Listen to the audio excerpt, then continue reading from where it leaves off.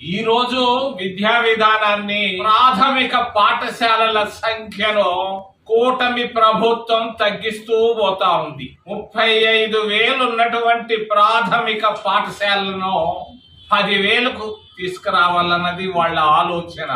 Model schools అనే ఒక concept ను చంద్రబాబు నాయుడు గారు తీసుకొని వస్తున్నారు.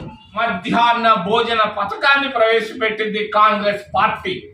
దీన్ని నీరుగార్చే ప్రయత్నం చంద్రబాబు నాయుడు చేస్తున్నాడు. ఎస్సీలు చదువుకోవడం కూటమి ప్రభుత్వానికి ఇష్టం లేదు.